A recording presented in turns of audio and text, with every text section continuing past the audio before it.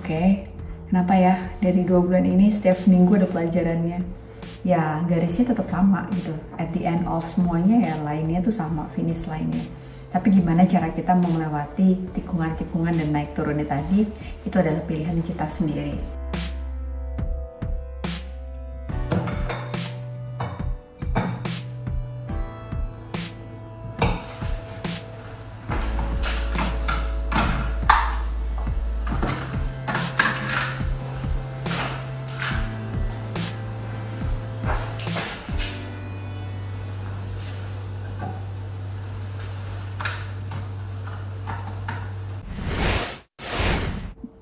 Selamat pagi. Hari ini agak beda.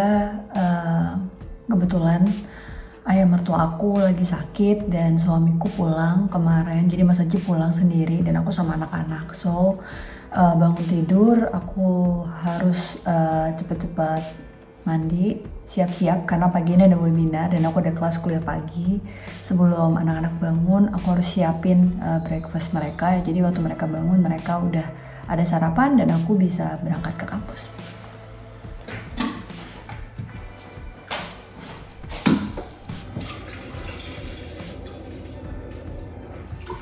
Ngomongin soal kepulangan suamiku ini, aku tuh kayak baru sadar gitu bahwa ternyata selama 2 bulan kemarin kita barengan berempat tanpa support system dan tanpa orang lain, rebounding keluarga ini tuh kerasa gitu. Kayak aku tuh sehari aja rasanya lama banget sih nggak ada suamiku, padahal biasanya aku pergi berminggu-minggu, berbulan-bulan. Terus anak-anak juga ternyata sampai nangis tiap mau tidur nyariin bapaknya. Aku sempat bilang waktu di Indonesia kan mama juga pergi, papa juga sempat pergi, kenapa beda? Ya karena kita sekarang udah di negara orang gitu.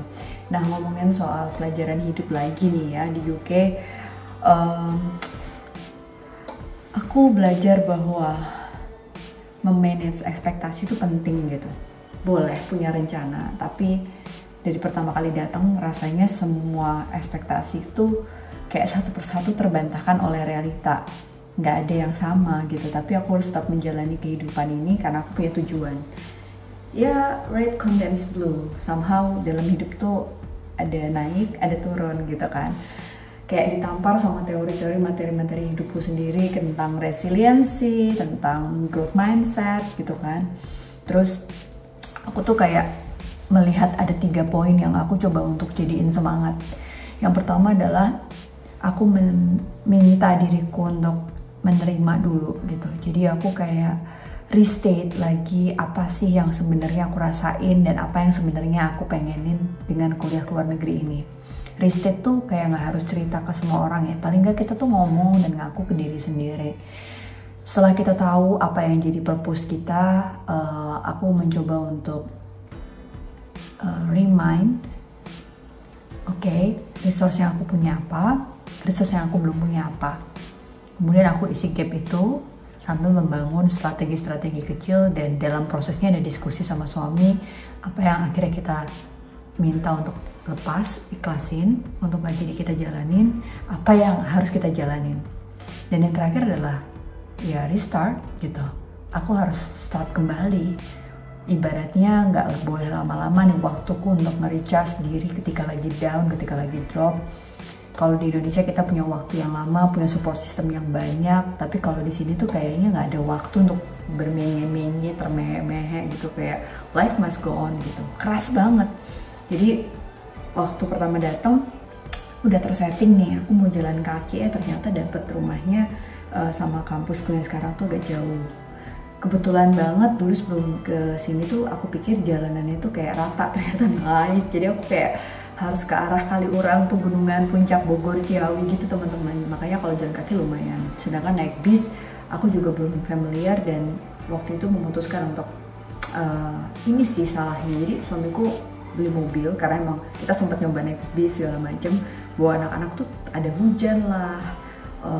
Pokoknya kita tuh kayak ya punya pilihan untuk memiliki mobil, dan ternyata banyak mahasiswa Indo juga di sini yang keluarga tuh pasti punya mobil juga gitu, dan harga mobil di sini nggak mahal, asuransinya lumayan, tapi oke, masih masuk budget. Habis beli mobil, suamiku memutuskan untuk mengantar jemput istrinya karena memang dari rumah ke kampus tadi ya lumayan perjalanannya, jadi aku tuh kayak disetting untuk depends on suamiku dan depending sama dia, jadi manja juga gitu. Padahal di Indonesia aku mandiri banget kan, kemana-mana sendiri, bisa nyetir lalala.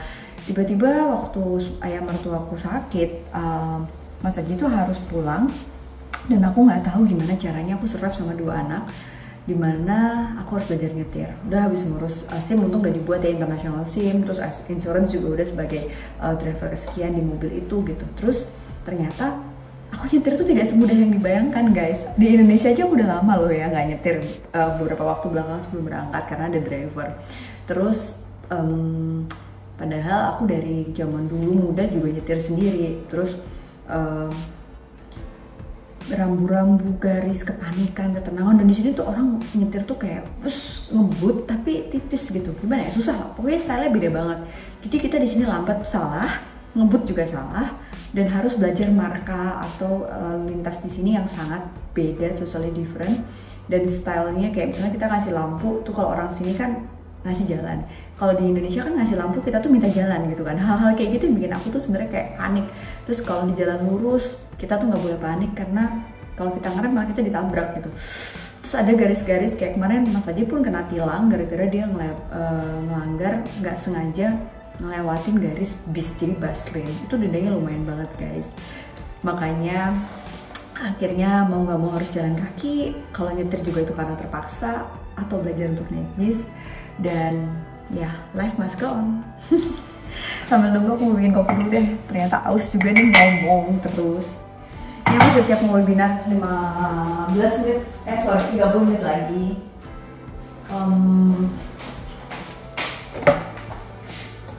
Dan manage ekspektasi itu juga perlu menata hati gitu, karena di situ ada kekecewaan, ada kesedihan, ada air mata, dan kangen banget sama suamiku.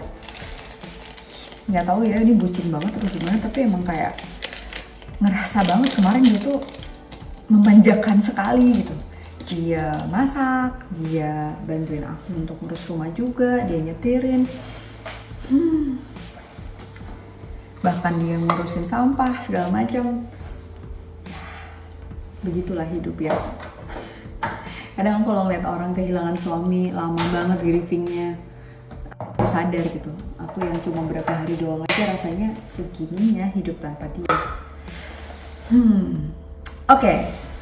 Kalau ngomongin soal 3 hal tadi teman-teman, coba deh kamu lakuin hal yang sama. Restate, remind, and recharge. Ini aku lagi sambil masak air, bentar lagi mau bikin kopi. Kita bikin sarapan dulu ya.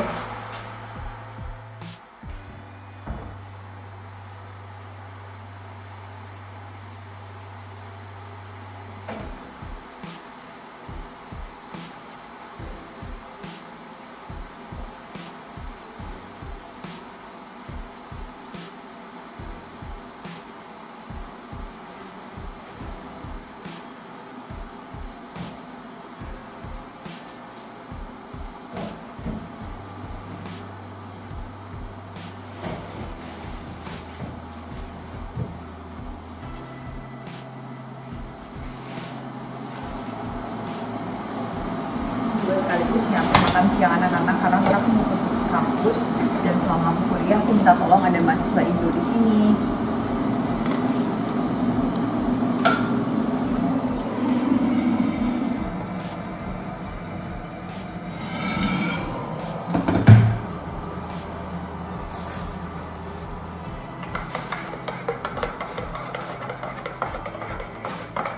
Jadi bahkan aku juga jadi bisa masak, walaupun rasanya enak atau nggak tahu. Tapi yang jelas benar-benar teman-teman, bersyukur itu tuh salah satu cara kita untuk kuat sebenarnya. Kayak apa yang udah aku punya, aku udah sampai di titik mana, banyak refleksi dan berkontemplasi sama diri. Itu kayak oke, kenapa ya dari 2 bulan ini setiap seminggu ada pelajarannya. Ya garisnya tetap sama gitu, at the end of semuanya ya lainnya tuh sama, finish line-nya. Tapi gimana cara kita melewati tikungan-tikungan dan naik turunnya tadi, itu adalah pilihan kita sendiri. Kalau gitu itu aja sih talk about life pertama Yang kemarin udah naruh handphone mau ngomong nggak jadi, yang kemarin stuck idenya, yang riweh sama kesibukan di sini. Tapi semoga talk about life yang buat tidak dadakan begini jadi bermanfaat buat kalian semua. Aku minum kopi dulu ya, dan mau siap-siap ngajar bentar lagi. Bye bye.